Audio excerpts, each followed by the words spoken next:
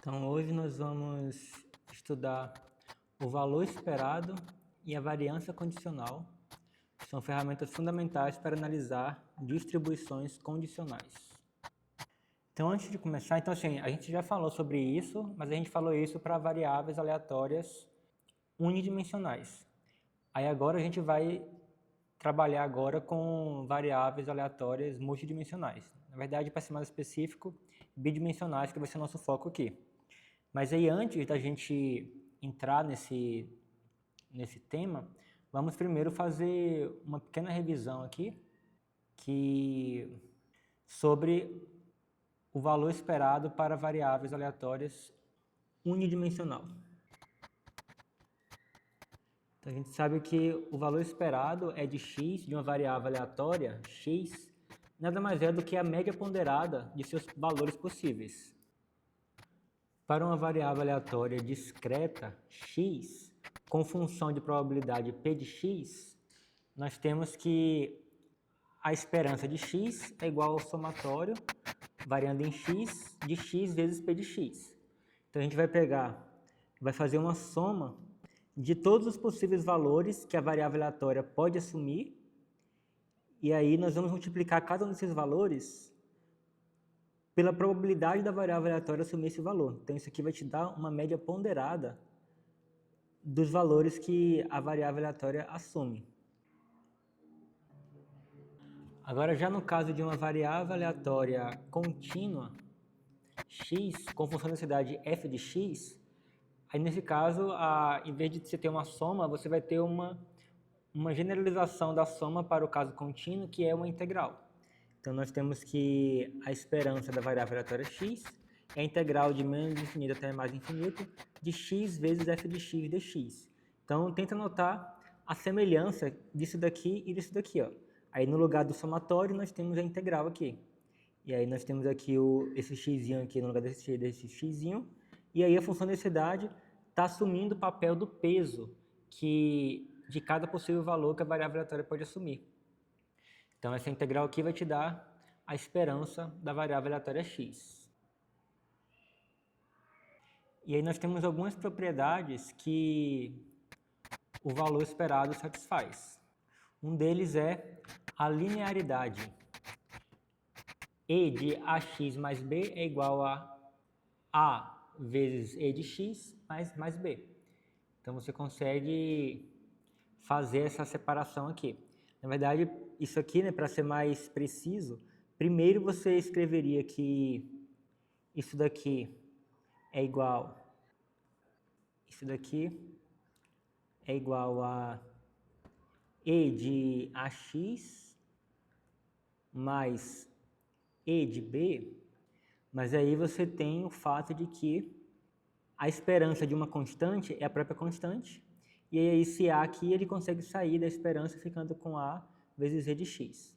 Só pensar numa coisa aqui. Então, nós temos também a aditividade, que diz que se x e y são variáveis aleatórias, então a esperança de x mais y é igual à esperança de x mais a esperança de y. Então, vamos ver um exemplo aqui de revisão. Um dado justo de 6 faces é lançado. Calcule a esperança de x, onde x é o número obtido. Então, isso aqui é um caso bem tranquilo.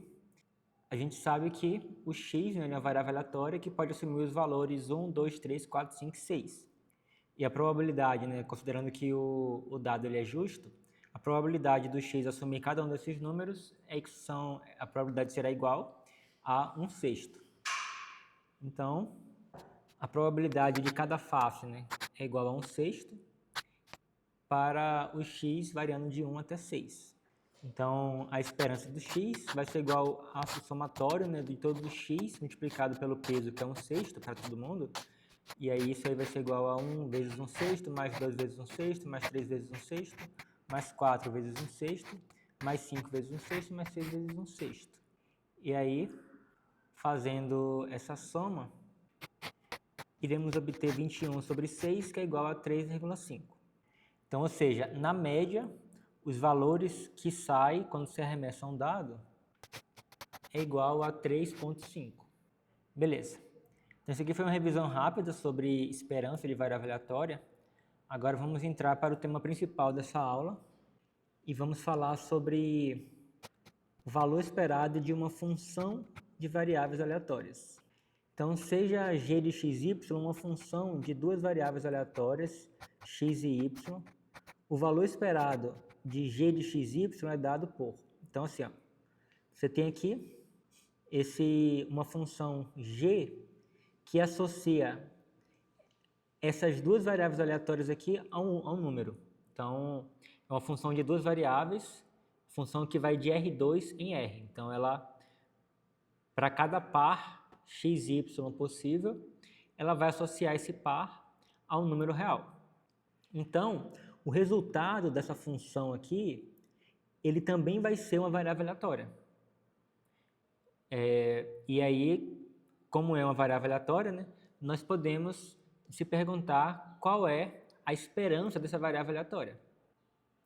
E aí, vamos ver que no caso discreto,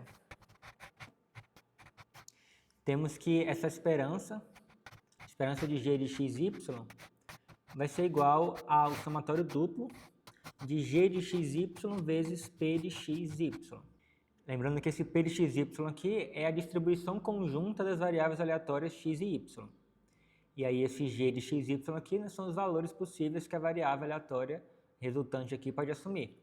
E aí você tem que somar para todos os x possíveis que a variável aleatória x pode assumir e para todos os yzinhos possíveis que a variável y pode assumir.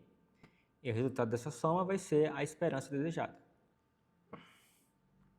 E, como era de se esperar, no caso contínuo a gente vai ter algo parecido, só que esses dois somatórios aqui será substituído por uma integral dupla. Então, temos que a esperança de g de xy vai ser igual à integral dupla, de menos infinito até mais infinito, de g de xy vezes f de xy dx dy, onde esse f aqui, né, é a função densidade, né, conjunta das variáveis aleatórias x e y. Então, vocês verem novamente que tem uma certa analogia aqui, né? Aqui a gente substitui essa probabilidade aqui por essa função densidade que se torna o nosso peso. E aí calculamos a integral, né? Aqui tem a g de xy, g de xy, e aí o resultado dessa integral vai ser a esperança desejada. Alguma dúvida até aqui? Então, seja x e y os resultados de dois dados justos lançados independentemente. Calcule a esperança de x e y. Então, pela propriedade da aditividade, que nós revisamos agora há pouco, temos que... Então, isso aqui a gente nem vai utilizar aquele somatório, porque a gente pode utilizar a propriedade da aditividade, que a gente consegue resolver de forma direta. Então, temos que a esperança de x mais y é igual à esperança de x mais a esperança de y. E essa variável aleatória nós já calculamos a esperança delas anteriormente, que é igual a 3,5. Então, a esperança da soma vai ser igual a 7. Portanto, a soma média dos dois dados vai ser igual a 7. Observe que aqui, né, a gente falou agora há pouco de você ter uma função de duas variáveis aleatórias. Então, aqui nesse caso, nós temos o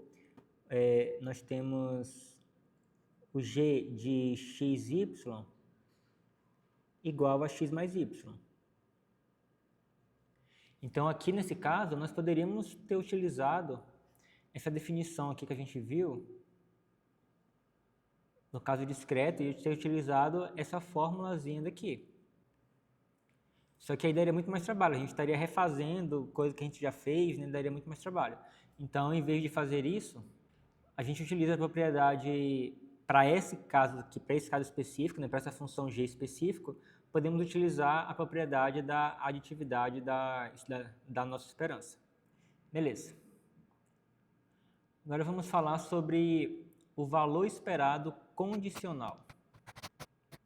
O que é isso? O valor esperado condicional é o valor esperado de y, dado que x é igual a x1. Então, se você sabe, por exemplo, você pegou, né, você tem lá um par de variáveis aleatórias, e aí você fez lá vários sorteios, para cada sorteio saiu um par específico lá, né, 2 números. E aí, eu vou pegar toda vez que o x, assim, eu tenho lá duas variáveis aleatórias, x e y. Aí esse x, por exemplo, vamos pensar no caso do dado, né, do arremesso do dado. Eu tenho lá 2 dados e aí eu vou jogar o dado para cima, os 2 dados para cima, e aí toda vez que o primeiro dado que eu arremesso, né, eu arremesso um dado depois o outro. Aí toda vez que o primeiro dado ele dá diferente de 2, eu vou ignorar. E aí beleza. Então agora eu só vou considerar os arremessos na hora que o primeiro dado ele cai igual a 2. Então considerando somente esses arremessos onde o primeiro dado é igual a 2, a gente pode perguntar, tá, beleza, então nesses arremessos onde o primeiro dado foi igual a 2, qual foi a média do valor obtido na variável aleatória y? Então seria mais ou menos isso, você vai restringir para ver, tipo assim, quando isso acontece, na média, o que acontece com o outro? Quando certa coisa acontece com uma das variáveis aleatórias, na média, o que acontece com a outra? Deu para entender? Ou ficou confuso?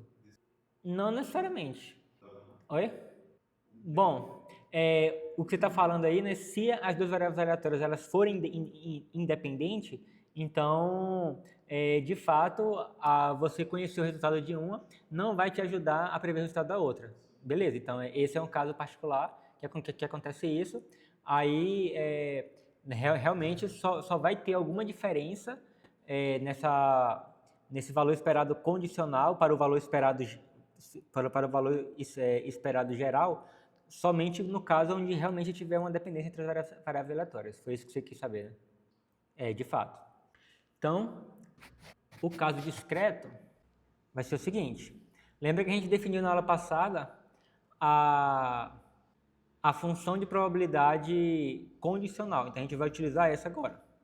Então, temos que a esperança de y, dado que x é igual a x, vai ser igual à soma dos y ponderado pela função de probabilidade condicional de y dado x. E, no caso contínuo, novamente vai ser algo bem parecido. A esperança do y, dado que o x é igual a x, vai ser igual à integral de y multiplicado pela função densidade condicional de y dado x. Então, observe que a esperança condicional ela é uma função de x e representa a melhor predição de y dado que x é igual a x. O que eu acabei de falar? Para cada valor de x, você vai obter um certo número aqui. No caso onde x e y eles são variáveis aleatórias independentes, o que vai acontecer é que para qualquer valor de x, o valor dessa integral aqui vai ser a mesma coisa. Então não vai mudar em nada. Você vai ter o mesmo número para todo o valor de x aqui. Então você vai ter uma função de x constante, no caso onde x e y são variáveis aleatórias independentes. Mas caso possua alguma independência, né, então a depender do valor do x que você tiver aqui, o valor dessa integral vai ser um valor possivelmente diferente. Então você vai ter uma função, né, para cada x você vai ter um valor aqui que vai ser a esperança do y dado esse x. E aí o que acontece? Qual é o significado prático, né, desse valor que você vai obter aqui?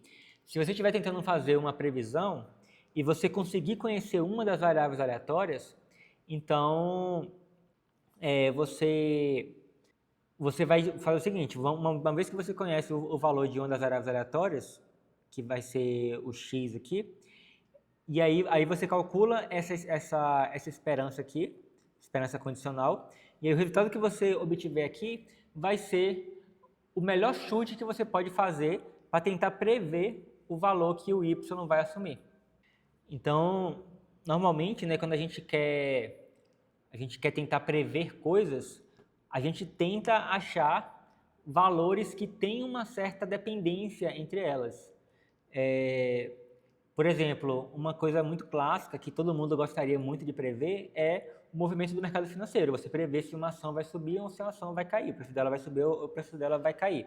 Então, o que muitas pessoas fazem é tentar achar uma relação entre, por exemplo, movimentos do preço do passado com movimentos do preço do futuro. Então, eles tentam achar uma relação para poder, tipo assim, dado que aconteceu tal e tal coisa no passado, então a probabilidade de subir é maior do que a probabilidade de descer. Então, normalmente é esse tipo de coisa que as pessoas procuram saber. Normalmente, se você não tem informação nenhuma, zero informação, você pode dizer assim, a probabilidade do preço subir ou cair é meio. Assim, você não tem, vai ser simplesmente como você jogar uma moeda lá, que você pode, com 50% de chance, você vai ganhar ou você vai perder.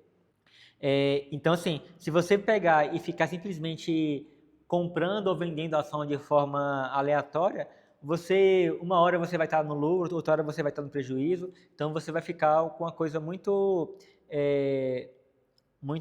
aleatória de fato, né? Você não vai conseguir acumular dinheiro ao longo do tempo. Às vezes você vai acumular um pouco, depois você vai perder tudo, aí depois você vai acumular de novo, depois você vai perder tudo de novo. Então, se você for ficar comprando e vendendo ação de forma aleatória, é isso que vai acontecer. Agora, por exemplo, se você conseguir pensar, tipo assim, nossa, eu sei que quando tal coisa acontece, a probabilidade da ação subir, do valor da ação subir, é maior do que meio. Aí, se você pegar, né, uma vez que você descobriu, né, alguma coisa que tem essa relação, e aí toda vez que a probabilidade da ação subir for maior do que meio, você vai lá e compra a ação para poder depois você vender. Algumas horas isso não vai dar certo, porque, por exemplo, você fala assim, dado que isso acontece, a probabilidade da ação subir é de 70%, mas ainda assim tem uma chance dela cair. Então, assim, algumas horas você vai comprar e você vai tomar prejuízo.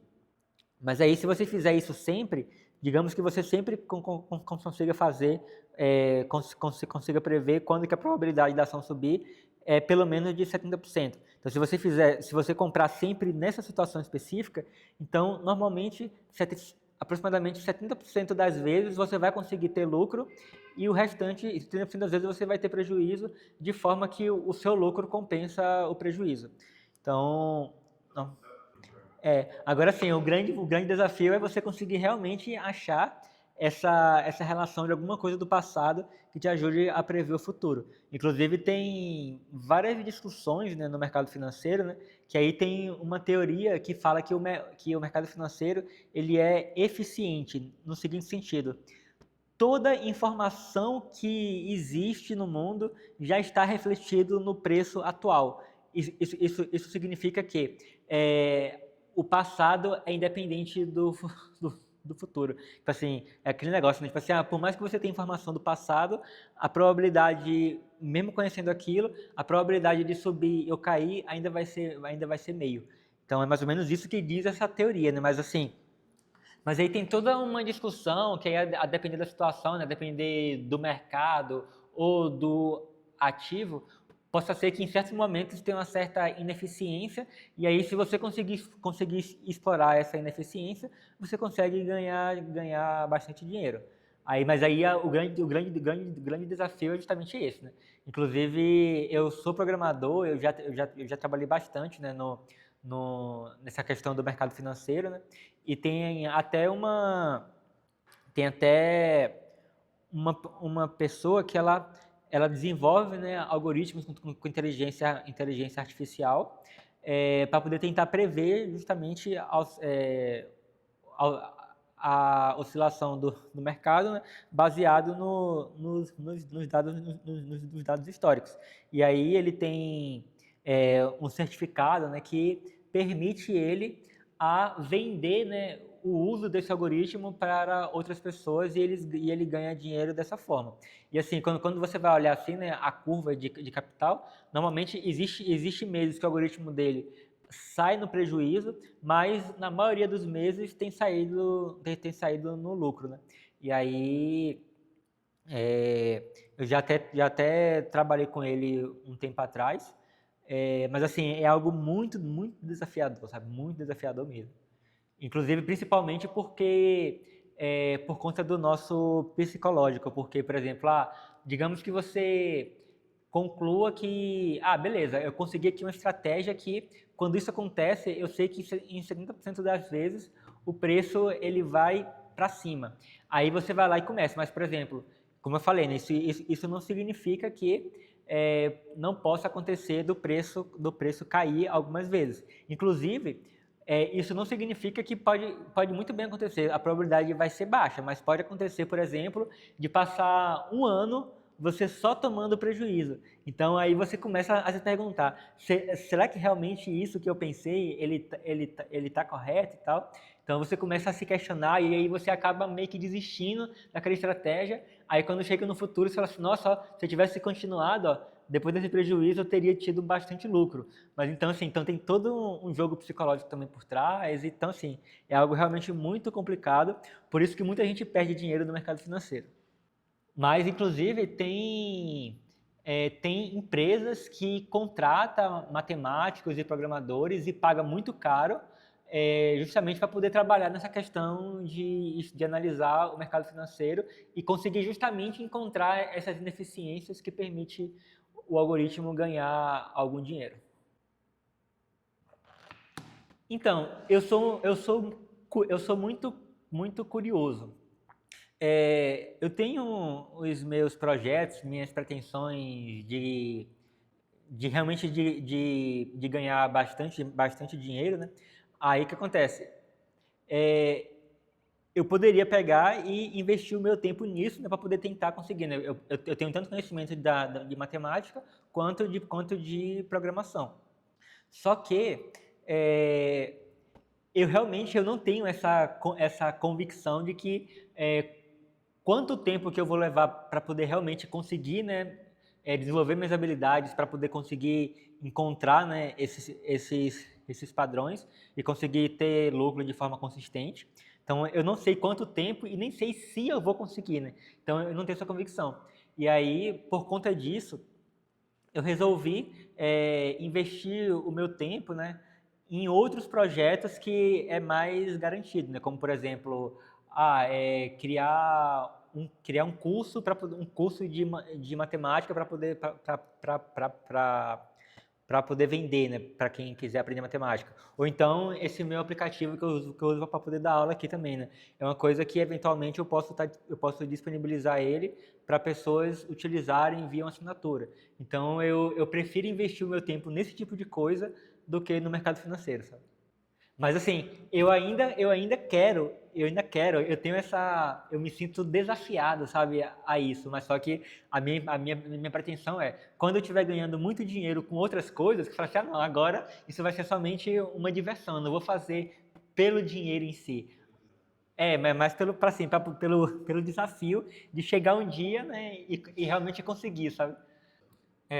Mas aí, tipo assim, existe outras coisas. Que aí a grande questão é, o que será que vai ser mais rápido? Eu construir uma empresa de sucesso em algum ramo da educação ou algum desenvolvimento de algum aplicativo?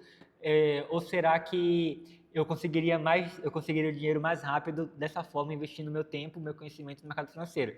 Aí eu não sei, né? Tipo assim, dado que não é muito documentado, por exemplo, normalmente tem muita gente que fala, né? Que fala assim, nossa, tipo assim, eu ganho muito, muito dinheiro no mercado financeiro, venha cá e compre o meu curso, sabe? Tem muita gente que fala isso e vende curso, mas aí tem aquela polêmica que fala assim, na verdade que tem gente até, né, que posta vídeos da sua mansão, dos seus carros de luxo, mas aí você fica assim, será que primeiro, será que realmente essa casa, esses carros é dele mesmo? Ou será que ele pegou emprestado para poder dizer que ele ganhou essas coisas no mercado financeiro para poder te convencer de comprar o curso dele? Beleza.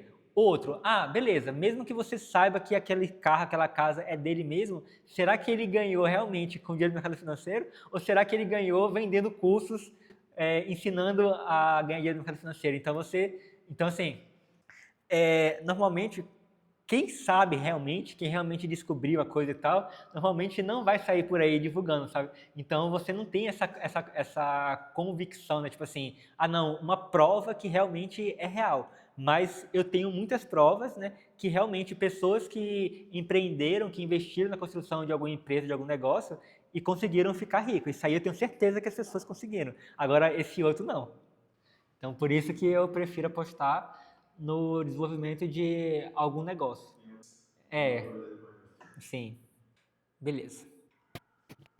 Então, considere duas variáveis aleatórias, x e y, com a seguinte distribuição conjunta. Então, você tem o y pode assumir 0 e 1, o x pode assumir 0 e 1. E aí nós temos a probabilidade do y ser igual a 0 e o x ser igual a 1 é 0,3, a probabilidade do y ser igual a 1, o x ser igual a 1 é 0,2, a probabilidade do y ser igual a 0 e o x ser igual a 2 ao mesmo tempo é 0,1, a probabilidade do y ser igual a 1 e do x ser igual a 2 é igual a 0,4. E aí queremos calcular quanto que vale a esperança do y, dado que o x é igual a 1, e a esperança do y, dado que o x é igual a 2. Então, para x igual a 1, vamos calcular a probabilidade marginal.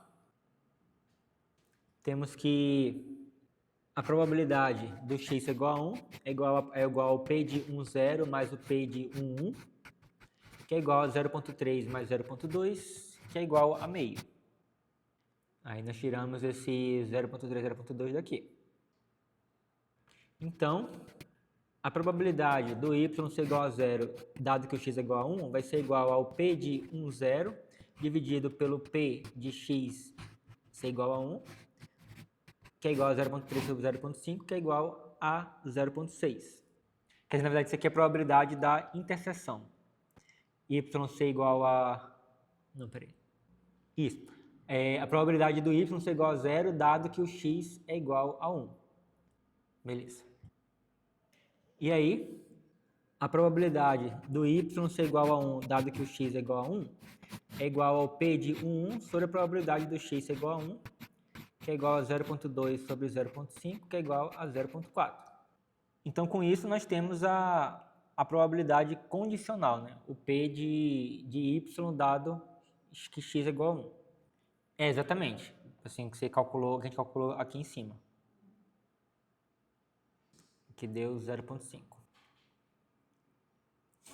Então, a esperança do y, dado que o x é igual a 1, vai ser igual à soma dos y vezes a probabilidade condicional que a gente acabou de calcular agora, que vai ser 0 vezes 0,6 mais 1 vezes 0,4, que é igual a 0,4. Então, olha só. Aqui, né, nós somamos, nós temos apenas dois possíveis valores que o y pode assumir, que é o 0 e que é o 1. E aí, nós multiplicamos aqui o 0 pela probabilidade do y ser igual a 0, dado que o x é igual a 1, que vai dar 0,6, então está aqui, mais o 1 vezes a probabilidade do y ser igual a 1, dado que o x é igual a 1, 0,4 está aqui. E aí isso deu 0,4. Agora para o x igual a 2. Então, primeiro calculamos a probabilidade do x ser igual a 2, que vai ser igual ao p de 2, 0, mais o p de 2, 1. Isso vai ser igual a 0,1 mais 0,4, que é igual a 0,5. Na verdade, você nem precisaria fazer essa conta aqui, né? Já que você sabe que o x pode assumir dois valores e uma das probabilidades a gente já viu que é igual a 0,5, então a outra seria o complementar 1 menos isso, que vai dar também 0,5. Então, a probabilidade do y ser igual a 0, dado que o x é igual a 2, é igual a 0,1 sobre 0,5, que é igual a 0,2. E a probabilidade do y ser igual a 1, dado que o x é igual a 2, é igual a 0,4 sobre 0,5, que é igual a 0,8. Então, a esperança do y, dado que o x é igual a 2, vai ser igual a 0 vezes 0,2, mais 1 vezes 0,8, que é igual a 0,8. Então, aqui nesse caso, você consegue perceber já daqui, né, que as variáveis x e y não são independentes, né, porque a probabilidade do y, dado que o x é igual a 2, é 0,8, a probabilidade do y, dado que o x é igual a 1, é igual a 0,4. Né? Então, a depender do valor x que sai, você tem um valor diferente para y. Por exemplo, digamos que você tivesse algum jogo, né, que você teria que prever, né, o valor do y, e aí E aí você tem que acertar qual é o valor que vai sair para o y. Então, por exemplo, e você consegue ter informação de qual foi o valor que saiu para x. Então, por exemplo, se você sabe que o valor de y é igual a 0 ou igual a 1. E aí, você sabe que quando x é igual a 1, na média, o y vai ser 0,4. O que isso quer dizer? O y pode assumir os valores 0 e 1. Então, se a esperança dele é um valor que está mais próximo do 0 do que do 1, então significa que o y ele vai sair mais vezes 0 do que 1, quando o x é igual a 1. Então, por exemplo, se você sabe então que o x é igual a 1 e você quer apostar em um valor para o y, você aposta que o y vai ser igual a 0, que na maioria das vezes você vai acertar. Agora, se por um acaso o x é igual a 2, então na média o valor do y vai ser 0,8, então está muito mais próximo do 1 do que do 0.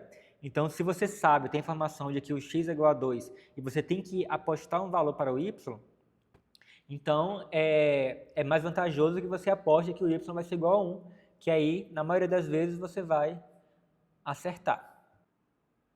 Então, resumo, a esperança do y dado que x é igual a 1 é igual a 0,4 e a esperança do y dado que o x é igual a 2 é igual a 0,8. Então, você obteve uma função aqui, né, cujo domínio são dois valores, 1 e 2, e aí para cada um desses valores, né, você está associando o 1 ao 0,4 e está associando o 2 ao 0,8. Aí só um detalhe aqui, né, nesse caso particular, você consegue saber qual é a probabilidade do... Deixa eu pensar aqui uma coisa. Ah, não, isso que eu ia falar aqui não é relevante, não. Então vamos falar agora sobre a variância condicional. Então acabamos de falar sobre a esperança condicional e agora vamos falar sobre a variância condicional. Lembra que a variância ela é a esperança de uma certa função da variável aleatória. Então, basicamente, nós vamos utilizar a nossa esperança condicional para calcular a variância. E aí você vai ter a variância condicional. Então, a variância condicional ela mede a dispersão de y, dado que o x é igual a x. Então, a variância do y, dado que o x é igual a x, é igual à esperança condicional de y menos a esperança condicional do y, dado que o x é igual a x, tudo isso elevado ao quadrado, dado que o x é igual a x. Ou, de forma equivalente, temos que a variância do y, dado que x é igual a x, é igual à esperança do y quadrado, dado que x é igual a x, menos a esperança do y, dado que o x é igual a x, ao quadrado. Então, fica mais simples, né, você escrever dessa forma do que escrever dessa forma daqui, pelo menos eu acho. Então, a variância condicional quantifica a incerteza remanescente sobre o y, dado que o x é igual a x. O que essa frase está querendo dizer? Se a sua variância condicional ela for muito grande, isso significa que, apesar de você ter uma previsão ali para a sua variável aleatória y, provavelmente, com grande chance, né, os valores que vão acontecer vão estar muito distantes, né, desse valor que você preveu. Agora, se por um acaso essa variância condicional ela for muito próximo de 0, então a sua certeza de que aquela sua previsão ali, né, de utilizar a esperança condicional como previsão, você vai ter muito mais certeza de que aquilo ali é mais assertivo. Então, usando a distribuição do exemplo 3, calcule a variância do y, dado que o x é igual a 1, e a variância do y, dado que o x é igual a 2. Então, esse é exemplo dessa tabelinha aqui. Então, para x igual a 1, a gente calcula primeiro a esperança do y quadrado, dado que o x é igual a 1. Então, a esperança do y quadrado, dado que o x é igual a 1, vai ser igual ao somatório, né, de y ao quadrado vezes a probabilidade condicional. Isso vai dar 0 ao quadrado vezes 0,6, mais 1 ao quadrado vezes 0,4, isso vai dar igual a 0,4.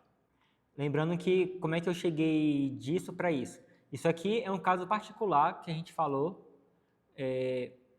Você tem aqui, no caso, uma função g de y igual a y ao quadrado. Então, aqui está calculando a probabilidade de uma função do y. Então, você pega e calcula aqui, né, o seu g de y multiplicado pela probabilidade aqui, pela função de probabilidade. Então, a variância do y, dado que o x é igual a 1, vai ser igual à esperança do y ao quadrado, dado que o x é igual a 1, menos o quadrado da esperança do y, dado que o x é igual a 1. Isso vai ser igual a 0,4 menos 0,4 ao quadrado, e isso vai dar 0,24.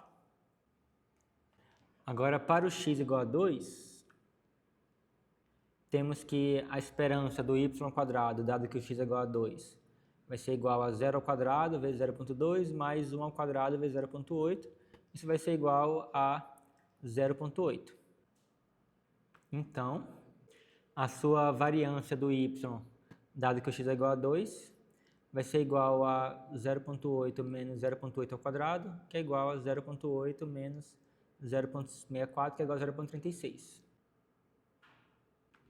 Portanto, a variância do y, dado que o x é igual a 1, é igual a 0,24, e a variância do y, dado que o x é igual a 2, é igual a 0,36. E aí, por hoje é só.